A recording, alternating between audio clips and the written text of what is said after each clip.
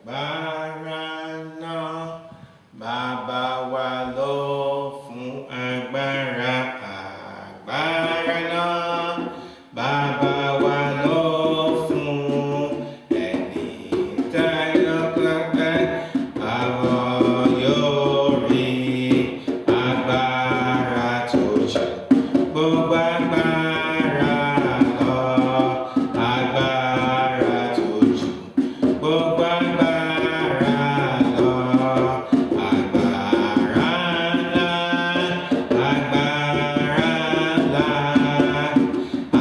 agbára tó jù gbogbo agbára lọ, ló wà lọ́dọ̀ Bàbá tó jù gbogbo agbára lọ, ló wà lọ́dọ̀ Bàbá. Agbára ńlá, agbára ńlá, agbára ló wà lọ́dọ̀ Bàbá tó jù gbogbo agbára lọ, ló wà lọ́dọ̀ Bàbá. Amen. Reading from the book of Joel, chapter 3, verse 13 verses.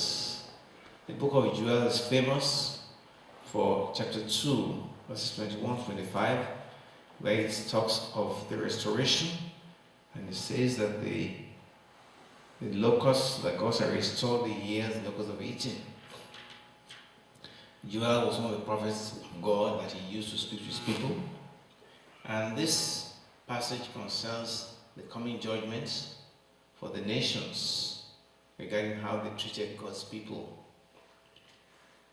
Now, God's people are not only the Jews, but also the children of God who have covenant with them.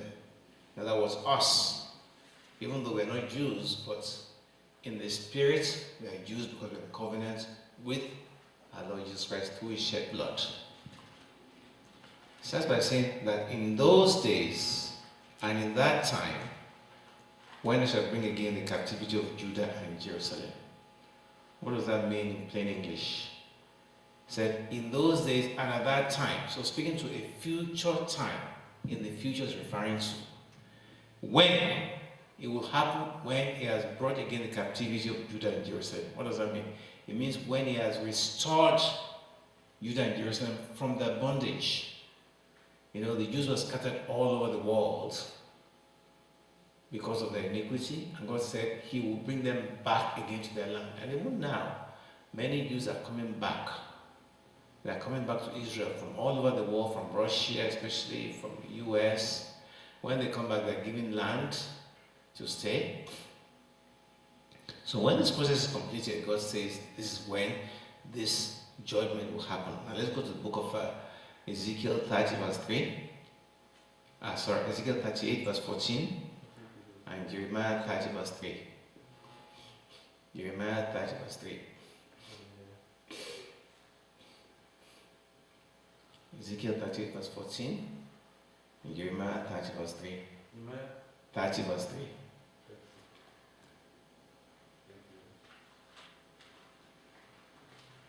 Whoever's there can read it.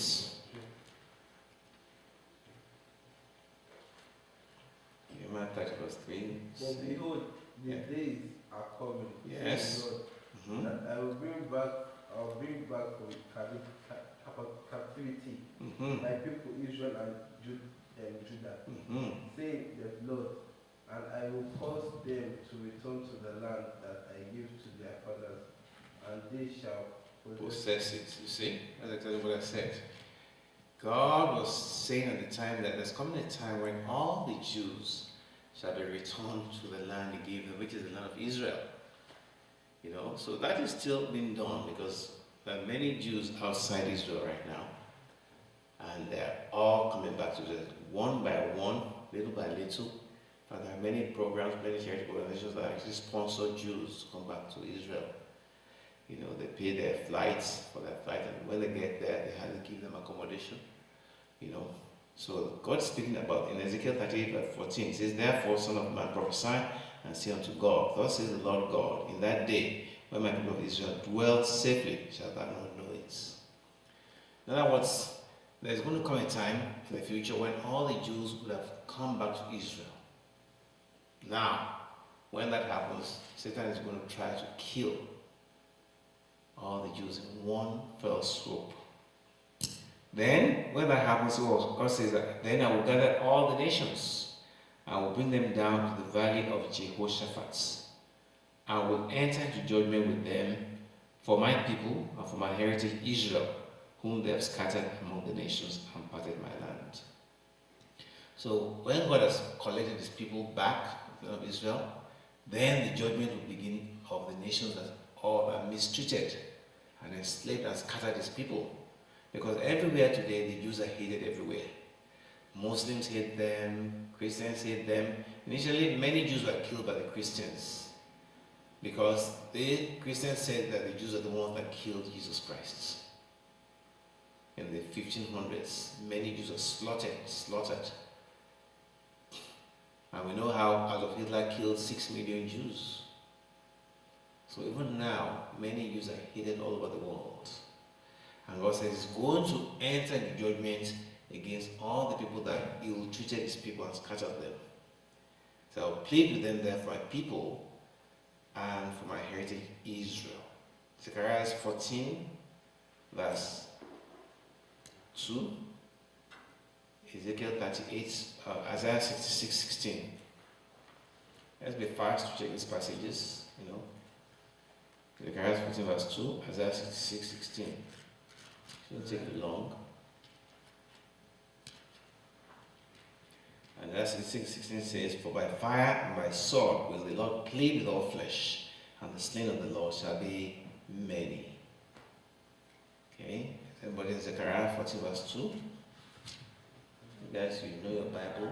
It shall come to pass in that day, Yes. says the Lord of hosts, that I will cut off the names of the idols out of the land, and they shall no more be remembered.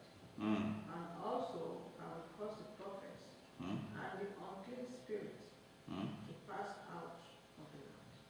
Is that 14 verse 2? Of 30 verse 2. Oh, it's 14 verse 2. Zechariah 14 verse 2. For I will gather all nations against Jerusalem Yes. to battle, and the city shall be taken, and the houses rifled, and the women ravished, Raped. and half of the city shall go forth into captivity, and the residue of the people shall not be cut off. The city. City. So what will happen is that when the nations, when they see that Jerusalem is filled with its people, Satan will enter their hearts. Oh, that is a good opportunity. Now we have all of them in one place. Let us kill all of them in one swoop. Then God will say, yes, you're going to face my wrath now. So, and see what they did. They said, cast lots for my people. They gave a boy for a harlot. So if you want to go to a prostitute, they just take one boy. Say, okay, if you allow me to sleep with you, this boy shall be your slave from now on. And that's it.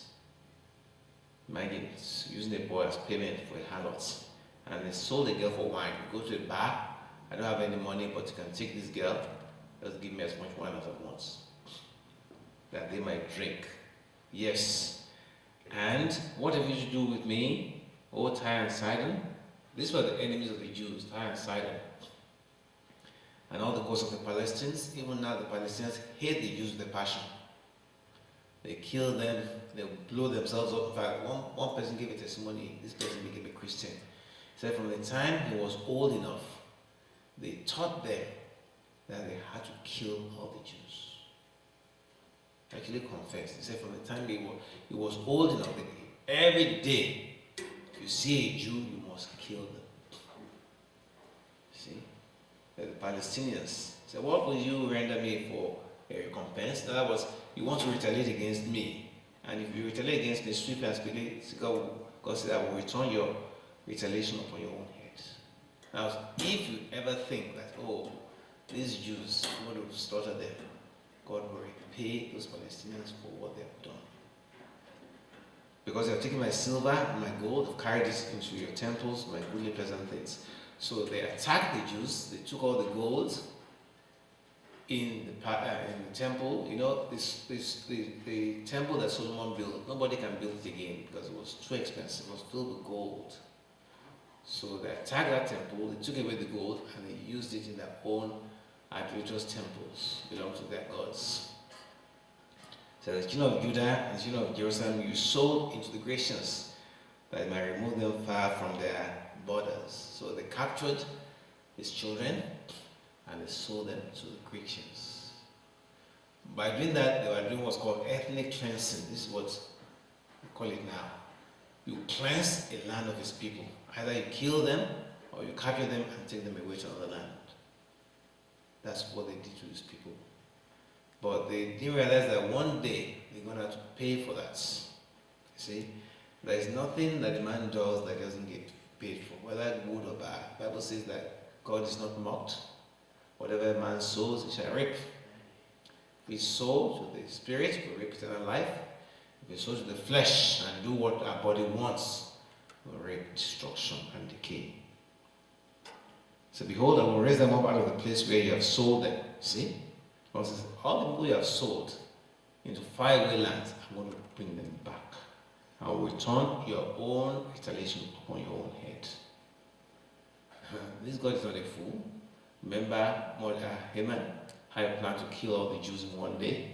And for 1 year he did his witchcraft. And one day the witchcraft told him to go and ask the king that day the king would agree to his request. And he did, and the king agreed to his request that all the Jews, he didn't even ask what they did, he just said, yeah, oh, that's okay. Whatever you want on this day, kill all of them. But then Esther and the Jews went on a fast. And fasted for 3 days without eating or drinking. And the result of the fast was that God returned upon Haman's head what he planned to do to Mordecai. He had built a gallows to kill Mordecai, and he himself and his 10 children were hanged on the same gallows. So those of you who have not learned to fast, you have not used the power God gives you, and yet you are complaining. That is the power that Jesus used to overcome Satan in the wilderness. That is the power that Moses used to deflect God's anger against his people. God wanted to destroy his people. It was fasting that stopped it. So God was promising his people that the evil they did to his people would come back upon them. And I will sell your sons and your daughters into the land of the children of Judah, and they shall sell them to the Sabeans, to people far off, for the Lord has spoken it. You see, all what they did to God's children, God was now going to do the same thing to them. Jeremiah 6 verse 20. Jeremiah 6 verse 20. And Ezekiel 23:42. Jeremiah 6 verse 20, Ezekiel 23:42. Jeremiah 6 verse 20. Now, what God goes to me, come fractal thing from Sheba, and sweet came from a far country. Your burnt offering are not acceptable. But your sacrifice sweet to me. Not acceptable. Okay. And Ezekiel 23:42. 42.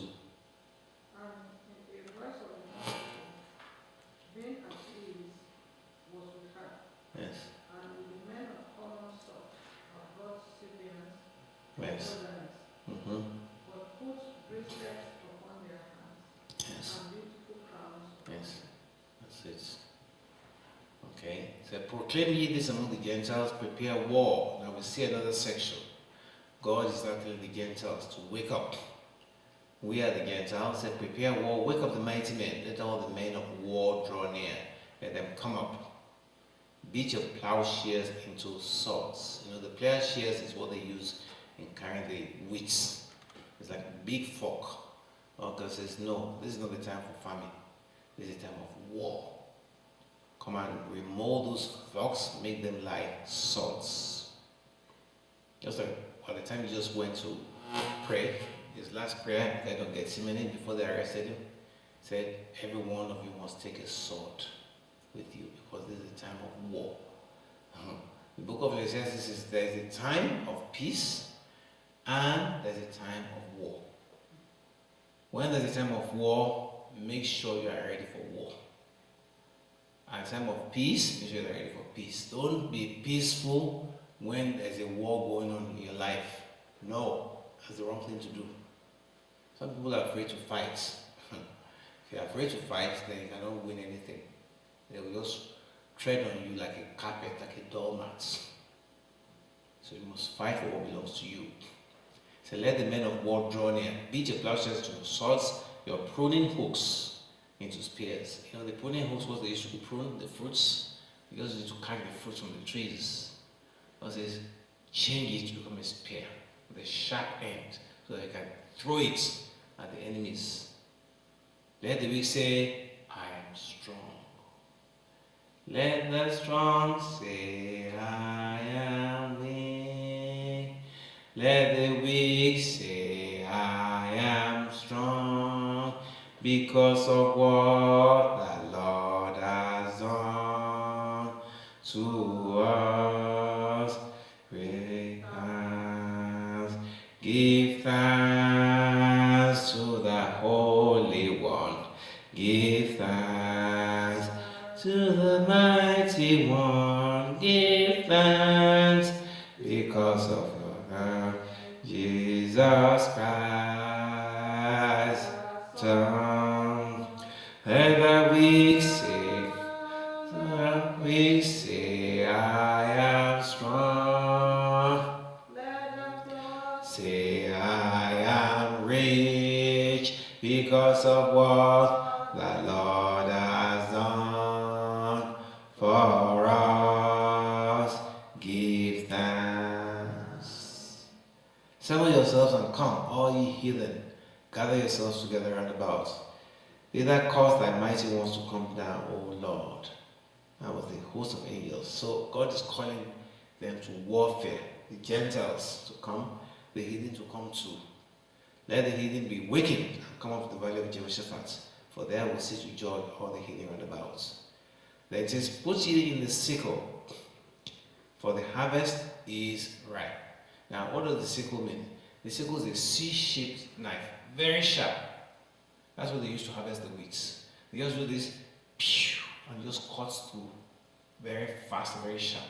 So they use it for harvesting the wheat. So God is saying the time of harvest is ripe. Harvest of what? Harvest of the world. So for the press is full, the vats overflow, for their wickedness is great.